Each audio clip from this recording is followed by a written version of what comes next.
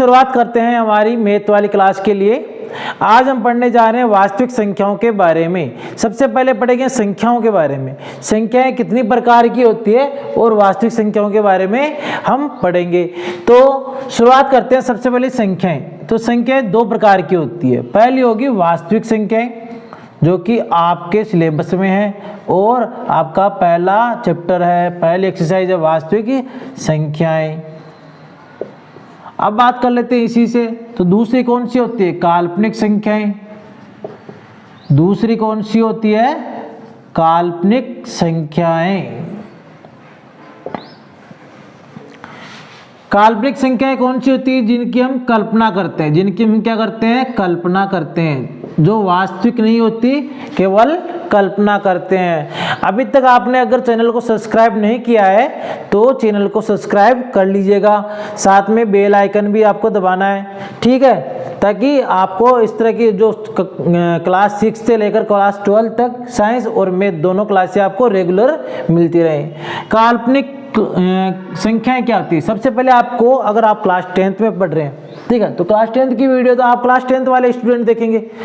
तो कल्पना में हम ये देखेंगे कि जैसे आपको एक फॉर एग्जांपल एक मान दे दिया x² + 2 = 0, एक मान दे दिया आपको।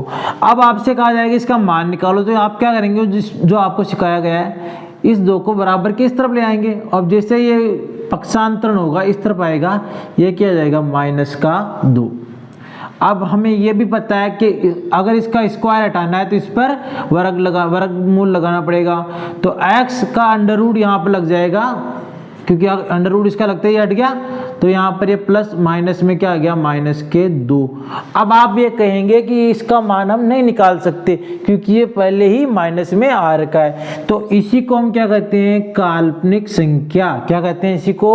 काल्पनिक संख्या, जो कि आपके 10th के सिलेबस में नहीं है। इसको आपके 10th के सिलेबस में नहीं है और ये आपको कहाँ पढ़ने को मिलेगा? 11th में, 12th में, 11th में और 12th में। तो हम अभी इसकी बात नहीं करेंगे। बात किसकी करेंगे? वास्तविक संख्याओं की। किसकी बात करेंगे? वास्तविक संख्याओं की, कि वे आंकड़े, वे संख्याएं जिनका हम मान प्रदर्शित कर सकते हैं, क्या कहलाएगी? वास्तविक संख्याएं। वे आंकड़े या वे मान जिनका मान हम प्रदर्शित कर सकते हैं, क्या कहलाएगी? वास्तविक संख्याएं। अब ये देखेंगे कितने प्रकार की होती है, ठीक है। वास्तविक संख्याएं कितने प्रकार की होती है, इनके प्रकार भी देख सकते हैं आप साथ में। पहला ले लेते हैं प्राकृतिक संख्याएं।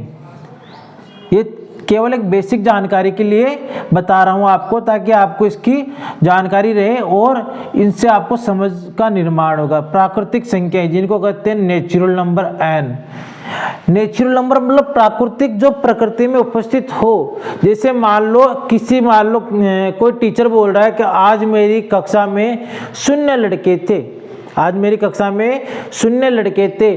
तो क्या ऐसा संभव है? 0 का मतलब होता है 0 और 0 तो होता ही नहीं है, तो 0 लड़के कहाँ से हो गए? तो मतलब इसमें प्राकृतिक स्थिति में क्या होगा? प्राकृतिक संख्याओं में 0 नहीं आएगा। तो क्या आएगा? 1 2 3 इस तरह से ये लेकर ये अनंत तक जाएगी। कहाँ तक जाएगी? अनंत तक जाएगी। प्राकृतिक संख्याएं 1 से लेकर कहाँ तक जाएगी? अनंत तक जाएगी।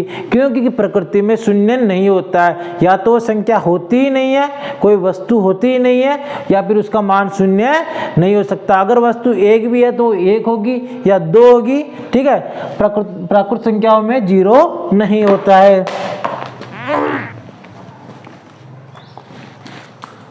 अब बात करते हैं पूर्ण संख्याओं की। किसकी? पूर्ण संख्याओं की, जिसको क्या कहेंगे? Whole number, W। पूर्ण संख्याओं को कहेंगे होल, जो W से प्रदर्शित करते हैं। अब इसमें क्या है? 0 भी हमें साथ में लेके चलना है। इसमें क्या है? 0 भी इंक्लूड होता है। पूर्ण संख्याओं में 0 भी साथ में होता है। 0 1 2 3 इस तरह से ये अनंत तक जाती है। तीसरी मान लो क्या? प्राकृति हो गई, पूर्ण संख्याएं हो गई, ठीक है। चलो परिमेय ले लेते हैं, परिमेय संख्याएं। तो परिमेय संख्याएं कौन सी होती है? परिमेय संख्याएं परिमेय संख्या कौन सी होती है? जिनको p बटेवा q में हम प्रदर्शित कर सकते हैं। जिन संख्याओं को हम p बटेवा q में प्रदर्शित कर सकते हैं वो परिमेय संख्या होगी। पर ध्यान देने वाली बात है, q जो है या नीचे वाला किसी भी संख्या में अगर बटेवा में हम करते हैं ना ऐसे भिन्न के रूप में, तो नीचे वाली संख्या 0 नहीं होनी चाहिए। नीचे वाली संख्याएं 0 नहीं होनी चाहिए। तो ये p बटे q के रूप में हम निर्धारित कर सकते हैं। अगर q 0 नहीं हो तो वो क्या हो जाएगी? परिमेय संख्या हो जाएगी। पर परिमेय संख्याओं में एक और नियम है, यहाँ क्या होगा? HCF जो होगा इनका महत्तम समापवर्तक P और Q का कितना होना चाहिए? 1। P और Q का समापवर्तक कितना होना चाहिए? 1। फॉर एग्जाम्पल यहाँ पे मान लो जैसे 2/4 है, 2/4 है, तो इसको परिमेय संख्या नहीं बोल सकते, इसको परिमेय संख्या नहीं बोल सकते। क्यों? क्योंकि 2 और 4 का में से क्या होगा? HCF क्या होगा? HCF क्या होगा? 2 होगा, जबकि यहाँ पर होना 1 चाहिए। अब इसको अगर हम सरल करते हैं 1/2, तो इसका ये जरूर क्या हो जाएगी? परिमेय संख्या हो जाएगी। साथ में आपको ये भी ध्यान रखना है कि 0 क्या है? 0 एक परिमेय संख्या है। 0 एक क्या है? परिमेय संख्या है। अब हम बात करें परिमेय, आपने अपरिमेय के लिए भी पढ़ा होगा। अपरिमेय, ठीक है। तो अपरिमेय संख्याओं के बारे में भी आपने कुछ पढ़ा हुआ है। तो अपरिमेय संख्या कैसी होगी? देखो, जो अभाज्य संख्याएं हैं, अगर वो अंडर रूट में आती है, अभाज्य संख्याएं अगर वो अंडर रूट में आती है, जैसे मान लो अंडर रूट में 2 ही हो गया, ठीक है, 3 हो गया, 5 हो गया, 7 हो गया, अभाज्य संख्या ये सारी। क्योंकि अभाज्य संख्या कौन सी होती है? जिसमें स्वयं का या एक का ही भाग जाता हो। तो अगर मान लो इस तरह की संख्याएं आती है रूट में, ठीक है, अंडर रूट में आ रही है तो परिमेय संख्या होगी। अगर मान लो आ रही 1.001 फिर 0.001, तो इस तरह की ये क्या हो रही है? जैसे मान लो आवर्ती तो नहीं हो रही, 3 एक बार 2 0 एक बार 3 0, तो इस तरह से हो रहा है। तो ये क्या है? अशांत दशमलव। कौन सा है? अशांत दशमलव प्रसार। अशांत दशमलव प्रसार अगर इस तरह से आता है अशांत दशमलव प्रसार, तो इसका मतलब ये अपरिमेय संख्या है। पर यहाँ पर क्या? आवृत्ति नहीं होनी चाहिए, आवृत्ति नहीं होनी चाहिए। अगर मान लो ऐसा है जैसे 1.3333, तो ये हो गया आवृत्ति हो रही है, आवृत्ति हो रही है, इसका मतलब ये कौन सी हो जाएगी? परिमेय। यहाँ पर इस तरह का आवृत्ति हो रही है तो ये कौन सी हो जाएगी? परिमेय। ठीक है, तो ये आपको समझ में आ गई होगी। ठीक है, ये बेसिक जानकारी है। और ये साथ में एक और ले लेते हैं, पूर्णांक। पूर्ण है जो अंक, पूर्णांक जेड से करेंगे इसको रिप्रेजेंट। पूर्णांक में क्या आता है? यहाँ 0 से लेकर 1 2 3 इस तरह से लेकर अनंत तक, और इस तरफ -1 -2 -3 आगे चलते चलते माइनस अनंत तक आएगा। तो ये भी पूरा पूर्णांक हो गया। तो ये चीजें थी आपको बेसिक चीजें समझाने के लिए। अब शुरुआत करते हैं आपकी 1.1 से। शुरुआत किससे करेंगे? 1.1 से।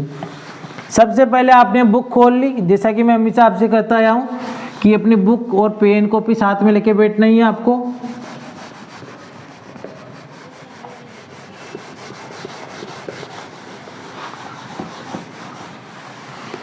ठीक है, आपने खोल ली। सबसे पहले क्या दिख रहा है आपको? खोलते ही आपने जैसे 1-2 पेज आपने ओपन किए और आगे आप सबसे पहले क्या नाम आ रहा है? यूक्लिड विभाजन प्रमेय। यूक्लिड विभाजन प्रमेय ये आ रहा है आपको। यूक्लिड विभाजन प्रमेय, इसमें क्या है? सबसे पहले तो ये यूक्लिड ये कहता है कि वास्तविक संख्याएं वे होगी जिनको हम किसी न किसी रूप में प्रदर्शित कर सकते हैं, किसी न किसी रूप में प्रदर्शित कर सकते हैं। तो यूक्लिड विभाजन की प्रमेय क्या आएगी? देखिएगा, जैसे मान लो कोई 2 संख्याएं हैं a और b, मान लो कोई 2 संख्याएं हैं a और b, तो ये 2 संख्याएं हैं जहां पर क्या होगा? जहां पर a क्या है? b से बड़ी है, ये तीर का निशान देखो, ये चोंच है, जो चोंच खुली होती है वो बड़ी होती है, चोंच खुली होती है, इसका मतलब ये बड़ी है। बी ए जो है बी से बड़ी है, ए व बी दो संख्याएं हैं जहां ए बी से बड़ी है। अब इसको किस तरीके से हम प्रदर्शित कर सकते हैं, इसी को यूक्लिड प्रमेय कहा गया है। इसको किस प्रदर्शित कर सकते हैं, ए बराबर बी क्यू प्लस आर। अब यहां पर प्रत्येक बात करेंगे, ए क्या है, मतलब इसका इसमें भाग जा रहा है, ए क्या है, भाज्य, ए क्या है, भाज्य, बी क्या है, भाजक, बी क्या है, भाजक, ठीक है, क्यू क्या है, भागफल, क्यू क्या है, भागफल, आर क्या है, शेषफल, आर क्या है, शेषफल। तो शेषफल के बारे में आपने भी समझा होगा कि शेषफल या तो जीरो हो सकता है या जीरो से बड़ा हो सकता है, जीरो हो सकता है या जीरो से बड़ा हो सकता है। अगर शेषफल जीरो हो गया इसका मतलब कुछ नहीं बचा, तो भाग क्या जा रहा है, पूरा का पूरा भाग जा रहा है, ठीक है। और जीरो से नहीं हुआ तो मतलब कुछ ना कुछ शेषफल बच रहा है। अब यहाँ पर ये देखेंगे कि ये जो Q है, ये जो Q है ये क्या है, भागफल है। चलो सबसे पहले B के बारे में देखते हैं। ये जो B है ये निश्चित रूप से अगर इसका भाग जा रहा है तो इससे छोटा है, B क्या है, A से छोटा है, B क्या है, A से छोटा है।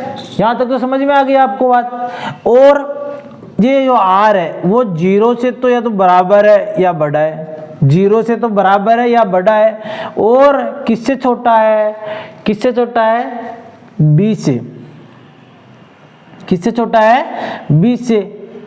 वरना अगर मान लो ये B से ही बड़ा होता या B से बराबर होता तो पूरा का पूरा भाग ही चला जाता।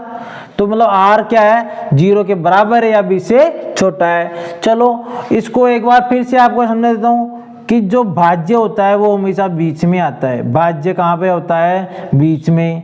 यहाँ पर क्या होता है, भाजक, यहाँ पर क्या होता है, भाजक। फिर यहाँ पर आता है भागफल, यहाँ पर क्या आएगा, भागफल। अब यहाँ पर हम जो भी कुछ गुणा भाग कट्टी करते हैं, यहाँ पर जो लास्ट में बचेगा उसको क्या कहेंगे, मान लो कुछ भी बच गया उसको कहेंगे शेषफल, उसको क्या कहेंगे, शेषफल। तो यहाँ तक तो आपको समझ में आ गया होगा। इसमें बहुत ज़्यादा कन्फ्यूज होते हैं। इसी बात को हम एग्जाम्पल में कहेंगे। यूक्लिड विभाजन प्रमेय को हम मान लो दो संख्याएं हैं, तो मान लो 15 और 7 है, 15 और 7 है, ऐसी दो संख्याएं हैं, ठीक है। इसको सेम एज इट इज ऐसा का ऐसा ही हम उदाहरण में लेंगे। दो संख्याएं मान लो 15 और 7 है, जहां पर 15 किस बड़ा है, किससे बड़ा है, 7 से। 15 किससे बड़ा है, 7 से। तो 15 7 से बड़ा हो ही गया अपने आप। अब इसको किस हिसाब से लिखेंगे कि 15 बराबर B क्या है, B क्या है, 7 है, तो 7Q plus R, 7Q plus R। 15 को इस तरह से हम लिख सकते हैं, ठीक है। लगाओ बराबर का निशान।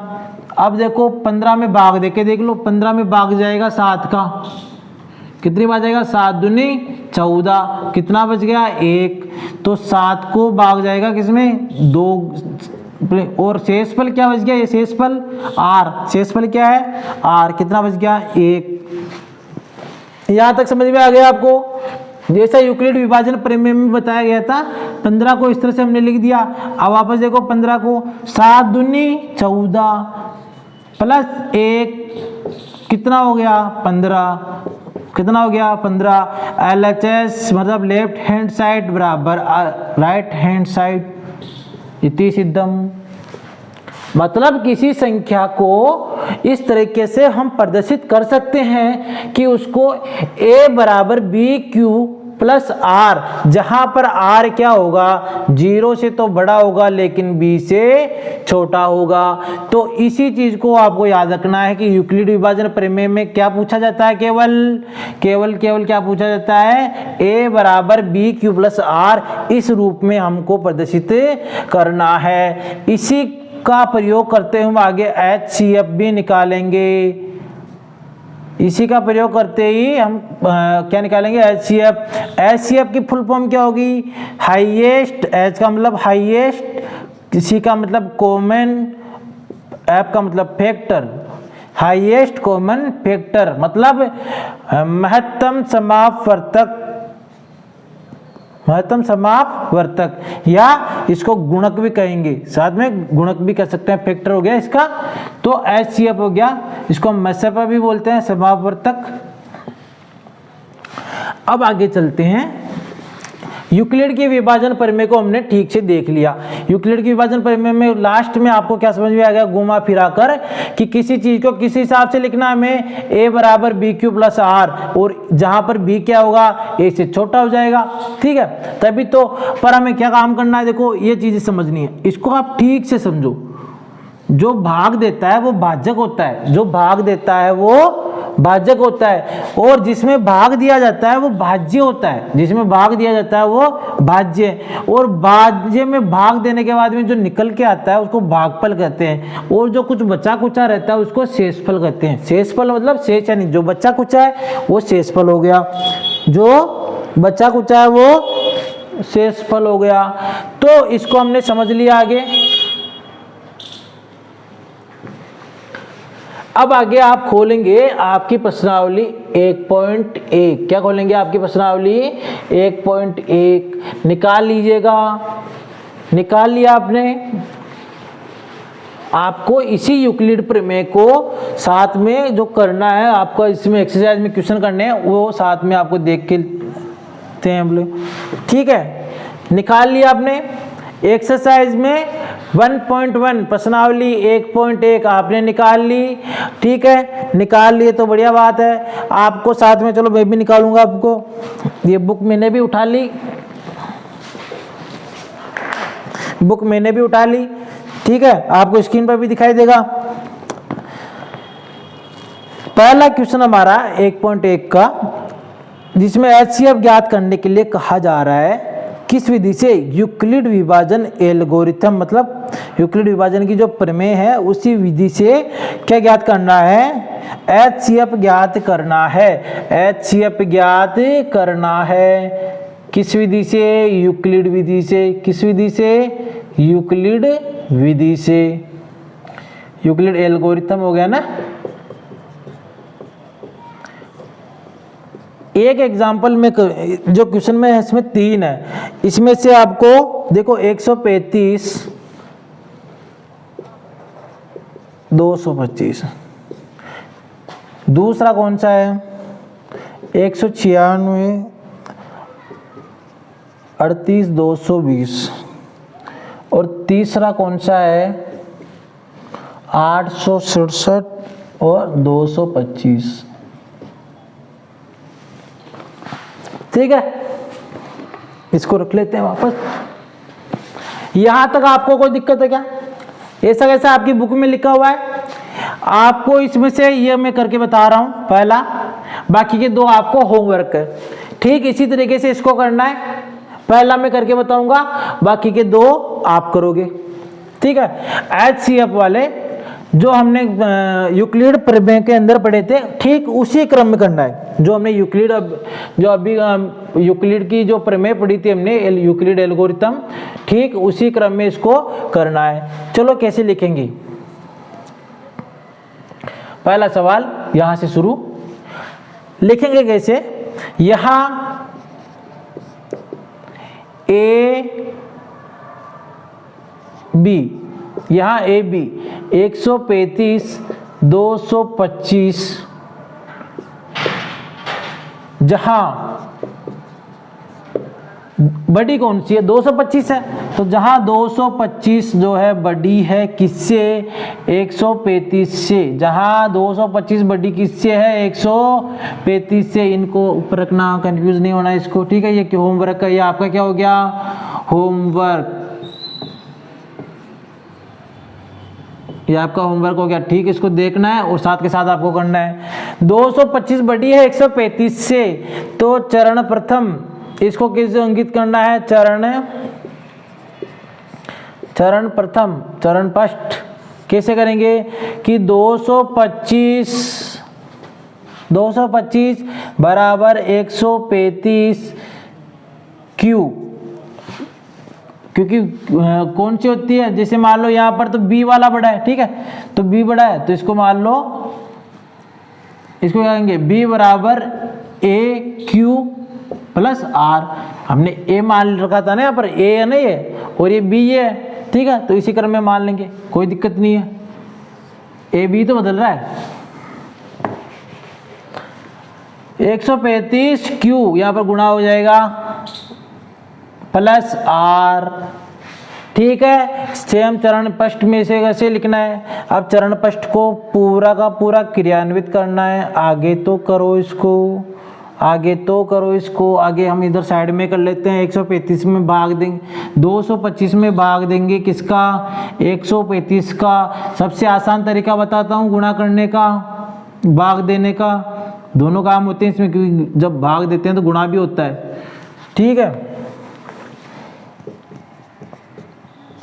कैसे करोगे, ऐसे क्वेश्चन में जैसे इसमें भी आएगा, इसमें भी आएगा, इसमें भी आएगा, सब में आएगा, तो कैसे करोगे इसको, जैसे ये हो गया, इसको यहाँ पर हमने मान लो इस तरह से आप करते हो, पुरानी विधि है, बहुत पुरानी विधि है, ऐसा कैसे करते हो, ठीक है। ऐसे देखो इसको, 200 है, 200 अलग हो गया, ये 25 अलग हो गया, 100 में 100 अलग हो गया, 35 अलग हो गया। अब ये देखो 100 दूनी 200 हो रहा है कि नहीं हो रहा है, 100 दूनी 200 हो रहा है कि नहीं हो रहा है, 35 दूनी 70 होता है, तो मतलब ये तो ज्यादा हो गया, ये तो ज्यादा हो गया, तो मतलब 2 बार नहीं जाएगा, 2 बार नहीं जाएगा, हो गया पास्ट। 135 का मतलब 270 नहीं हो रहा, तो एक बार ही जाएगा, लगाओ 135।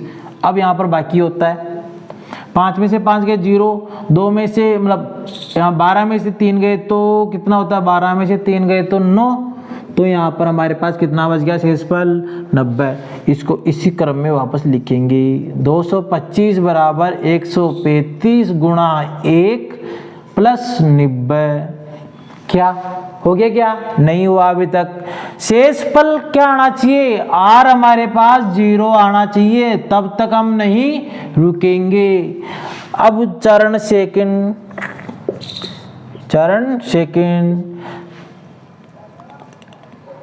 135 आ गया, 90 आ गया, 135 यहाँ पर आ जाएगा। अब ये घूमकर कहाँ आ जाएगा, यहाँ पर।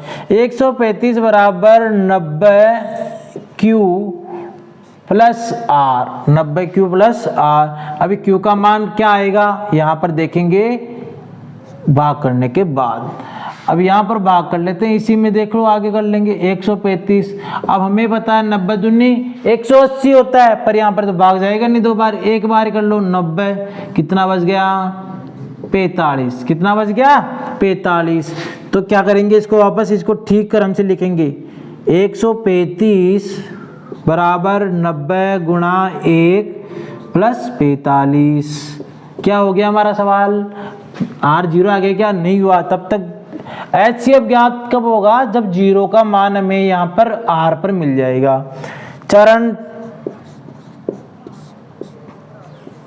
3 90। अब ये कहाँ पर आ जाएगा, 90 बराबर 45 क्यू, यहाँ पर क्यू करेंगे, 45 क्यू बराबर आर। अब ये बताओ 45 दूनी 90 होता है कि नहीं होता है, वहाँ भाग देने की जरूरत है क्या, देख के देख लो। 90 ये हो गया 2, 90 कुछ बचा क्या, 0 0। तो 90 बराबर 45 गुणा 2 प्लस 0, कुछ शेषफल बचा ही नहीं, और 0 शेषफल आ गया, 0 शेषफल आ गया। इसका मतलब ये क्या है, भाजक, और ये भाजक मतलब जो भाजक क्या है 45।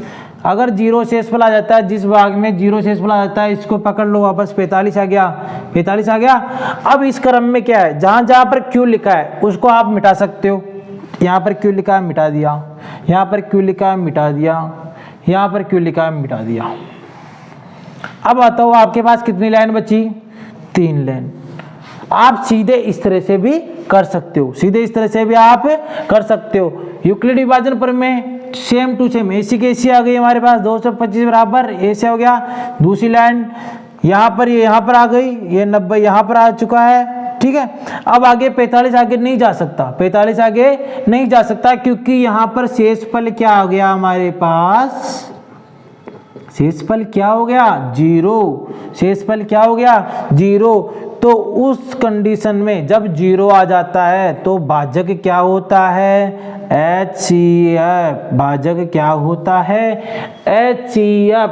तो इसका महत्तम समापवर्तक क्या होगा 45, क्या होगा इसका महत्तम समापवर्तक 45। समझ में आ गया, कितना आसान था ये, समझ में आया नहीं आया, कितना आसान था ये, बिल्कुल इजी। आराम से 135 का भाग इसमें दिया, कितनी बार जा रहा है एक बार 90 बच गया। फिर 135 में 90 का भाग दिया, कितनी बार जा रहा है एक बार 45 बच गया। फिर 45 का भाग 90 में दिया 2 बार, कुछ नहीं बचा 0। इसका मतलब 45 ही क्या है इसका HCF है। ठीक इसी तरह से आपको निकालना है दूसरे वाले का, तीसरे वाले का, जो कि आपका होमवर्क है। ठीक है, अगर कोई समस्याएं आती है तो आप इस तरीके से वापस करके देखना है। ठीक है, भाग देने में आपको कोई दिक्कत नहीं होनी चाहिए, भाग आराम से इस तरह से दे सकते हो आप। अब जैसे मान लो वही हो गया 867 वाला हो गया, अब कैसे भाग दोगे आप 225 का 800 इसमें, तो ये देखिएगा कि 2 चौक कितना होता है 800 हो जाएगा, 200 चौक 800 हो जाएगा 800, और 25 चौक 100 होता है 800 और 100 900। अरे मतलब 4 बार तो नहीं जा रहा है, तो 900 से कम है, इसका मतलब ये 3 बार जाएगा, मतलब इसका मतलब ये 3 बार जाएगा। इस तरह से आप भाग दे सकते हो।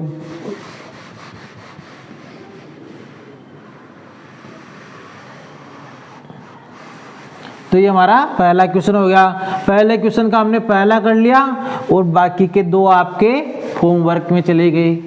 ठीक है, आपको होमवर्क खुद करना है, क्योंकि सीखोगे तभी जब खुद करोगे। सीखोगे कब, जब आप खुद करोगे। हम चलते हैं अगले क्वेश्चन पर। चल रहा है ना, ठीक है। हाँ, अगला क्वेश्चन आपको दिख रहा है स्क्रीन पर। दर्शाइए कि कोई धनात्मक पूर्णांक जो है 6q + 1, 6q + 3, 6q + 5 इस तरह के रूप में होता है, जहाँ q कोई पूर्णांक है। पूर्णांक इसका मतलब कोई पॉइंट में नहीं है, सीधा सीधा 1 2 3 4 5 में कुछ ऐसा ही है। ठीक है, तो जो दूसरा क्वेश्चन है उसको आप ठीक से देखो। हो सकता है आपको ये अजीब सा लगा हो कि 6q + 1 फिर 6q + 3 फिर 6q + 5, ये किसके लिए हो रहा है, धनात्मक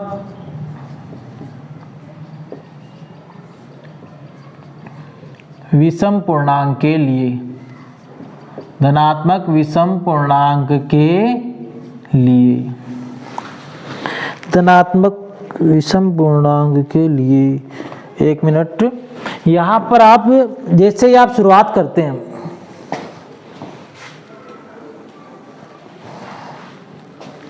जैसे ही आप शुरुआत करते हैं आपको देखने को मिलेगा यहां पर ये, तो 6 + q 6 + 1 तो आपको इस तरह देखने को मिल गया। आपके क्वेश्चन में क्या होगा, दर्शाइए कि यही होना चाहिए, यही होना चाहिए। कब, अब अगर हमें धनात्मक विषम पूर्णांक चाहिए तो विषम पूर्णांक चाहिए, तो यहाँ पर देखिएगा विषम पूर्णांक चाहिए, तो विषम के लिए क्या यही चाहिए, बिल्कुल। तो इसको हमें दर्शाना है। किस तरह से दर्शाओगे आप, किस तरह से दर्शाओगे कि माना, यहाँ पर करेंगे माना a कोई संख्या है जिसको हम 6q + 1, ठीक है, 6q या 6q + 2 या 6q + 2 नहीं, यहाँ पर 3 है, 3 + 5, इस तरह से हम मान कर चल रहे हैं। तो ठीक है, यहाँ पर अब कुछ भी हो सकता है, यहाँ पर अब कुछ भी हो सकता है। तो इसको हम किस तरह से लिखेंगे, माना a बराबर 6q प्लस ये है, माना 6q प्लस ये है, तो ये पीछे वाला क्या होता है, शेषफल होता है। पीछे वाला क्या होता है, शेषफल होता है। तो इसको यहाँ पर हम ये लिख सकते हैं कि प्लस r, जहाँ की r बराबर शेषफल, r बराबर शेषफल। अभी पीछे कुछ भी हो हमें दर्शाना है, 6q प्लस r। अब देखो a बड़ा होगा 6 से, ये तो पक्की बात है, तभी तुम भाग दे रहे हैं इसमें। तो a बड़ा होगा 6 से, ये भी पक्की बात है। अब आगे क्या होगा, आगे एक और बात है, r किससे छोटा होगा, r किससे छोटा होगा, 6 से, ये भी पक्की बात है। शेषफल हमेशा भाग देने वाले से तो कम ही होता है, शेषफल भाग देने वाले से कम ही होता है, और भाग देने वाला जिसमें भाग जा रहा है उससे भी छोटा होता है। जैसे मान लो 4 में भाग जाएगा 2 का, तो 2 छोटा है तभी तो 4 में भाग दे रहा है, इसका मतलब 6 छोटा है तभी तो a में भाग दे रहा है। तो 6 छोटा है a से, पर r क्या है, शेषफल। शेषफल हमेशा भाजक से कम होता है, ये भाजक है, शेषफल हमेशा भाजक से कम होता है। क्या ये 0 हो सकता है, बिल्कुल 0 हो सकता है, शेषफल 0 हो सकता है तभी तो पूरा पूरा भाग जाता है। तो इससे ये बड़ा भी हो सकता है और क्या हो सकता है, 0 भी हो सकता है। तो यहाँ समझने में बहुत आसानी हो गई। इसका मतलब ये r क्या हो सकता है, r कुछ भी हो सकता है, r कुछ भी हो सकता है, 0 हो सकता है, 1 हो सकता है, 2 हो सकता है, 3 4 5 6 नहीं हो सकता, 6 नहीं हो सकता। अगर 6 हो जाता तो भाग ही पूरा का पूरा चला जाता, फिर शेषफल की जरूरत ही क्या पड़ती। r क्या क्या हो सकता है, 0 से लेकर 5 तक, r क्या हो सकता है, 0 से लेकर 5 तक। अब यहाँ पर जैसा कहा गया कि जो प्रश्न की लाइन है उसको ठीक से देखिएगा। a कोई क्या है, a क्या है, धनात्मक विषम पूर्णांक, धनात्मक विषम पूर्णांक। जो हमारे प्रश्न होते हैं उसकी लैंग्वेज को ठीक से पकड़ा कीजिए, क्योंकि लैंग्वेज अगर आपको समझ में आती है तो आपका क्वेश्चन करने में बिल्कुल टाइम नहीं लगेगा, 1 मिनट नहीं लगेगा अगर आपको लैंग्वेज समझ में आ जाएगी। मैं थोड़ा सा टाइम इसलिए लेता हूँ प्रश्न की शुरुआत करने में, ताकि जो प्रश्न करने के लिए आपकी जो समझ है वो थोड़ी विकसित हो सके। अगर आपने प्रश्न को ठीक से समझा नहीं और केवल आपने करने की विधि को रट लिया तो आगे जाकर हो सकता है किसी न किसी क्वेश्चन में आपको प्रॉब्लम आए। अगर आपने ये तरीका सीख लिया कि प्रश्न क्या कहना चाहता है, प्रश्न क्या कहना चाहता है, तो आप कोई सा भी एग्जाम हो, कोई सी भी परीक्षा हो, किसी भी स्टैंडर्ड में, जैसे आप लोग 11th 12th में आपने मैथ ले ली तो भी आप प्रॉब्लम नहीं आएगी, अगर आपने आगे बीएससी की तो भी प्रॉब्लम नहीं आएगी, किसी भी कंपटीशन में अगर गणित आ रही है तो भी प्रॉब्लम नहीं आएगी, अगर प्रश्न की लैंग्वेज आपको समझ में आ रही है।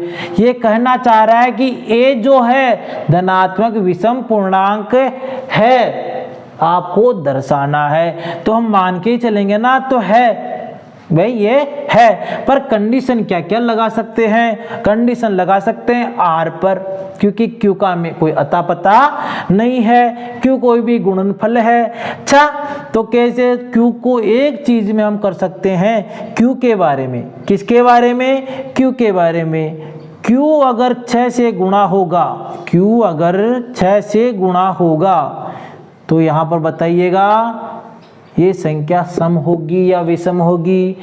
q अगर 6 से गुणा होगा तो ये संख्या सम होगी या विषम होगी, निश्चित रूप से संख्या सम होगी। देखिएगा अगर q की जगह आप 1 रख लेते हो तो 6 एकम 6, 2 रखोगे तो 6 दूनी 12, 3 रखोगे तो 6 3 18, 4 रखोगे तो 6 चौका 24, 5 रख दिया तो 6 पंजो 30, 6 के 7 रखेंगे तो 42, ठीक है, कुछ भी रख लो, 6 नाम 54। इसका मतलब क्या आ रही है, टोटल ये समी सम आ रही है, क्या आ रही है, समी सम आ रही है। इसका मतलब q का मान कुछ भी हो, q का मान कुछ भी हो, ये क्या रहेगी, सम, ये क्या रहेगी, सम।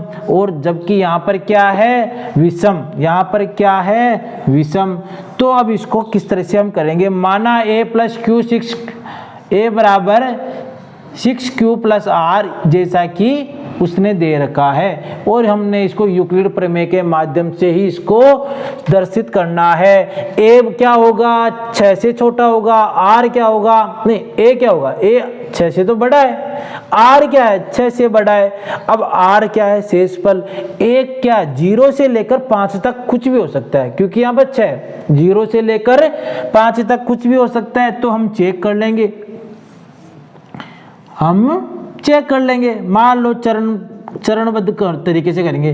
चरण प्रथम मान लो r बराबर 0, r बराबर क्या है, 0। इस समीकरण में रखो a बराबर 6q प्लस 0। अब 0 है तो क्या मिलेगा हमें, क्या मिलेगा इससे हमें, a बराबर, थोड़ा सा एम्प्लाइज कर देते हैं, जिससे क्या मिलेगा, a बराबर 0 कुछ नहीं होता, 0 कुछ नहीं होता, तो इसको 6q। अरे 6q क्या है, सम। 6q क्या है, सम, जबकि a क्या है, विषम।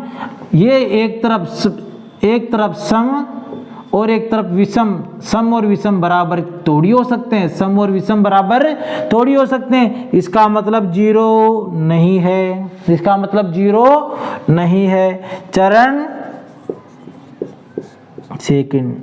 सेकंड, इसको यहाँ पर मिटा लेते हैं, क्योंकि बार बार अलग अलग चेंज होगा। r बराबर माना 1, a बराबर 6q प्लस 1, क्या आ सकता है, a बराबर 6q प्लस 1, ये सम है। 6q क्या है, सम है। सम के साथ में कोई एक जुड़ेगा, जैसे 2 के साथ में 1 जुड़ गया 3, विषम हो गया।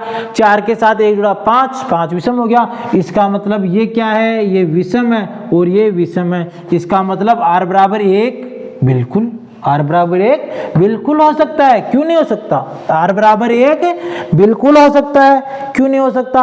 अगर r बराबर 1 होता है तो यहाँ पर भी विषम हो जाता है और a भी विषम हो जाता है। तो a तो विषम है ही, a तो विषम है ही, क्योंकि धनात्मक विषम पूर्णांक प्रश्न वाला पहले ही बोल रहा है। अगला चरण लेते हैं 3। आप इस तरह से आराम से कर सकते हैं इंजॉयमेंट के साथ में। r बराबर मान लो 0 ले लिया, 1 ले लिया, 2 ले लेते हैं, 2 ले लेंगे, 2 ले लो। a बराबर क्या है, 6q प्लस 2, वही तीर का निशान लगाकर a बराबर 6q प्लस 2। 6q क्या है, सम। 6q क्या है, सम। जैसा कि इसको मैंने पहले प्रदर्शित कर दिया कि 6 से किसी चीज को गुणा करेंगे तो वो क्या आएगी, सम ही आएगी। क्या आएगी, सम ही आएगी। और सम के अंदर सम जोड़ेंगे। अरे मान लो 18 में 2 जोड़ा तो भी 20 आएगा, 25 में 25 तो विषम हो गई, 24 में 2 जोड़ा तो 26 आएगा। इसका मतलब सम के साथ में सम जोड़ोगे तो सम ही आएगा, पर ये तो विषम हो गई, ये तो विषम हो गई। नहीं, 2 तो आ ही नहीं सकता। इसी प्रकार चरण आगे लेंगे, चरण को आगे बढ़ाते हुए चरण 4। r बराबर कितने आ रहे हैं, 3, r बराबर 3 आ रहे हैं। a बराबर 6q प्लस 3, a बराबर 6q प्लस 3, a बराबर क्या है, 6q प्लस 3। 6q क्या है, सम के साथ में कौन सी 3 जुड़ रही है, क्या जुड़ रही है, 3, और 3 क्या है, विषम। 3 क्या है, विषम। तो 6 सम के साथ में विषम जुड़ेगी तो क्या होती है, विषम। सम के साथ में विषम जुड़ेगी तो विषम। और यहाँ पर भी क्या है, विषम। अरे यार ये तो क्या हो गया, ये तो बराबर हो गया। और इसका मतलब विषम वाला बराबर हो रहा है, विषम वाला बराबर हो रहा है। अगर चलो इसको साथ में ही चरण और बढ़ा लेते हैं, चरण 5 में कर लेते हैं। क्या r बराबर 5 ले लेते हैं, क्योंकि सब में तो बार बार गलत ही हो रहा है। 5 ले लिया, क्या आएगा, 6q प्लस 5। आपको इस तरह से लिखना है, जिससे क्या है, नंबर बहुत अच्छे मिलेंगे। ठीक है, ये तो वापस सम के साथ में विषम जुड़ रहा है, सम के साथ में विषम जुड़ रहा है, फिर विषम हो गया। इसका मतलब ये भी सही हो गया। तो इसको क्या कहेंगे आप, इसको कह देंगे एक समीकरण 1, समीकरण 2 और समीकरण 3। तो अब इसको नीचे कैसे लिखेंगे, उपर्युक्त समीकरण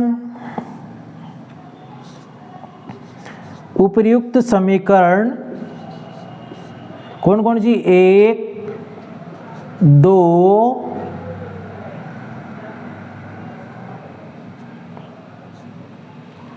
व 3, 1 2 व 3 के से स्पष्ट है, 1 2 व 3 से स्पष्ट है कि क्या कहेंगे कि यही लाइन दोबारा लिख देनी है कि a विषम धनात्मक पूर्णांक होने के लिए, a विषम धनात्मक पूर्णांक होने के लिए, विषम धनात्मक पूर्णांक होने के लिए क्या होगा? विषम धनात्मक पूर्णांक होने के लिए क्या है? 6q + 1, 6q + 3 और 6q + 5 आवश्यक है। क्या है? आवश्यक है। आप इस तरह से भी इसको लिख सकते हैं, जिससे क्या एग्जाम में आपको बहुत अच्छे नंबर मिलेंगे। आपका लिखने का तरीका अगर ऐसा होगा तो निश्चित रूप से चेक करने वाला ये सोचेगा कि किस इंसान ने ऐसा लिखा है। बिल्कुल पूरा का पूरा डिटेल से समझा रखा है पूरा। और अगर आप सेम टू सेम ऐसा ही उतार देते हैं तो एग्जामिनर खुश होने के बाद में यहाँ पर गुड हो जाएगा। आपको क्या कहेगा? Very good. क्या कहेगा? Very good. क्या कहेगा? Very good. क्योंकि बहुत तरीके से कर रखा है काम। कैसे कि आपने r को क्या मान लिया? एक बार 0, एक बार 1, एक बार 2, फिर 3 मान लिया। फिर आपने देखा कि बार बार सम करने पर 0 और 2 करने पर तो ये गलत हो रहा है। एक बार फिर विषम मान लिया, फिर सही हो गया। इसका मतलब विषम विषम पर ही ये काम करेगा।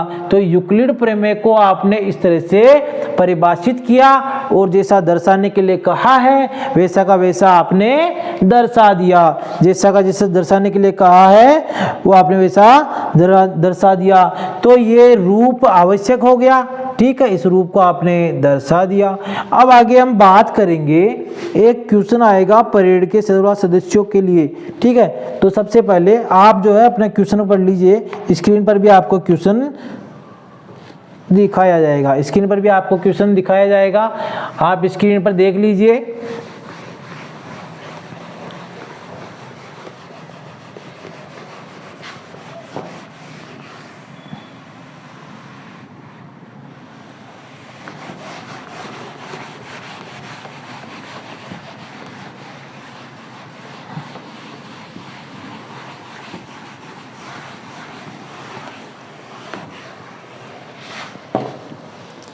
स्क्रीन पर देख लिया आपने। चल क्या रहा है? किसी परेड में 616 सदस्यों वाली एक सेना की टुकड़ी है। 32 सदस्यों वाले एक आर्मी बैंड के पीछे मार्च करना है। दोनों समूह को समान संख्या वाले स्तंभों में मार्च करना है। उन स्तंभों की अधिकतम संख्या क्या होगी जिससे वे मार्च कर सकते हैं? जिससे वे क्या कर सकते हैं? मार्च। तो ठीक है, अधिकतम शब्द का प्रयोग जहां होता है, क्या लिखा? 616 और 32, 616 और 32।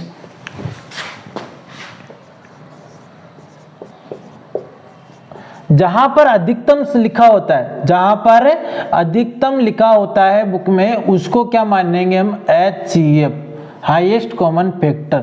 Highest common factor.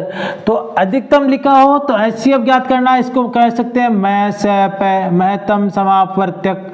ठीक है, तो अगर मान लो न्यूनतम लिखा हो तो न्यूनतम लिखा हो तो क्या कर सकते हैं? न्यूनतम में LCM। ठीक है, न्यूनतम लिखा हो तो LCM, अधिकतम लिखा हो तो HCF। ठीक है, और अब इसको कैसे निकालेंगे? क्योंकि हमने पहली प्रश्नावली कौन सी पढ़ रहे हैं? वास्तविक संख्याएं। और वास्तविक संख्याओं में हमने क्या सीखा अभी? यूक्लिड प्रमेय। यूक्लिड प्रमेय। तो यूक्लिड प्रमेय से सीख रहे हैं तो यूक्लिड प्रमेय का ही प्रयोग करेंगे। यूक्लिड प्रमेय का ही प्रयोग करेंगे। सीधा निकालो आप चरण फर्स्ट, सीधा निकालो आप चरण फर्स्ट। 616 बराबर, क्योंकि 616 बड़ा है 32 से, जो बड़ा होगा वही तो यहाँ आएगा। अब 32 का भाग इसमें देंगे, कुछ ना कुछ यहाँ पर आएगा और प्लस में कुछ शेषफल यहाँ पर रहेगा। तो हम इस तरफ करते हैं, आ जाओ इस तरफ। 32 का भाग 2 16 में, 16 में नहीं 616 में, इसमें भाग देना है 616 में।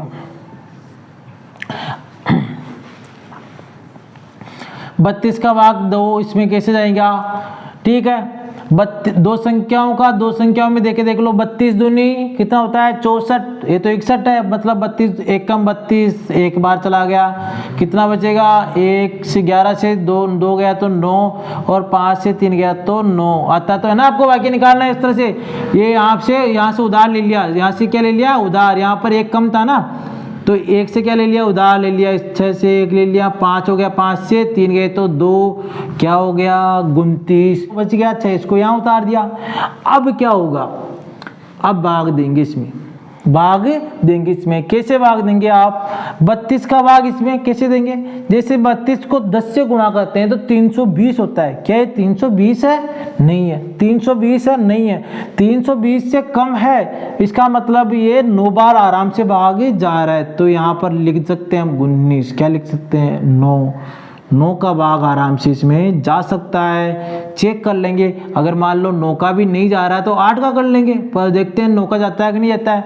9 दूनी 18, 9 दूनी 18 का 8 हासिल का 1, 9 3 27 रे 28 चल गया आराम से, ज़्यादा तो नहीं हुआ। 6 में से 8 नहीं जाता तो 16 में से 8 जाएगा तो 8, यहाँ पर कितना था 9 से 1 तो इसने ले लिया, 8 से 8 गया तो 0, यहाँ पर 0 क्या बच गया 8, क्या बच गया 8, शेषफल क्या रह गया 8, 96 से 88 गए तो 8। इसको कैसे लिखोगे 32 गुणा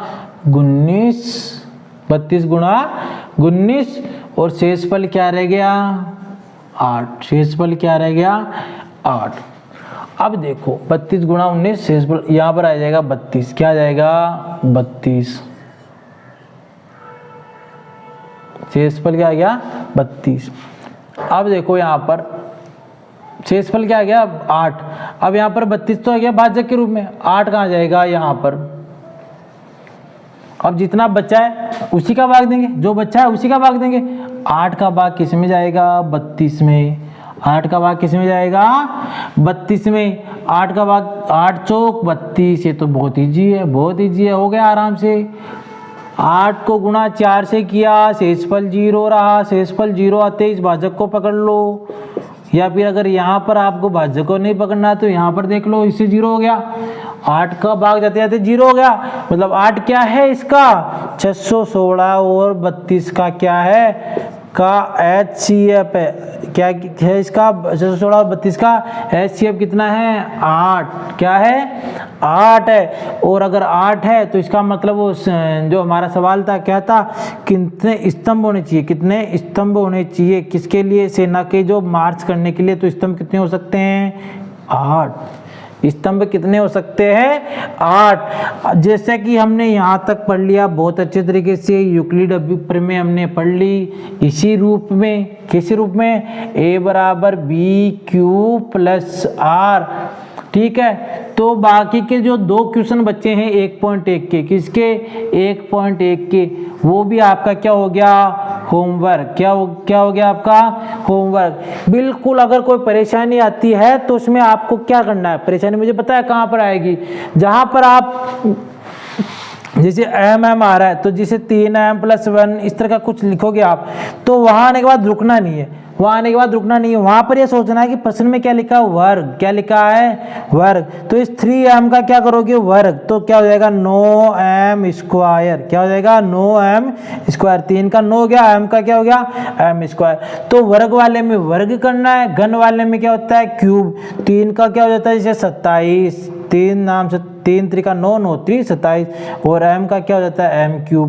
तो ये छोटी छोटी बातें आपको ध्यान रखनी, जैसा कि आपको 9th में पढ़ाया गया था, घन में क्यूब होता है, वर्ग में स्क्वायर होता है, ठीक है। तो ये आपका होमवर्क हो गया, क्या हो गया आपका होमवर्क। अब हम पढ़ेंगे प्रश्नावली 1.2 अगली क्लास में, प्रश्नावली 1.2 कब पढ़ेंगे हम अगली क्लास में। तब तक के लिए आपसे लेते हैं अलविदा और मिलेंगे आपसे अगली नई क्लास में 1.2 के साथ।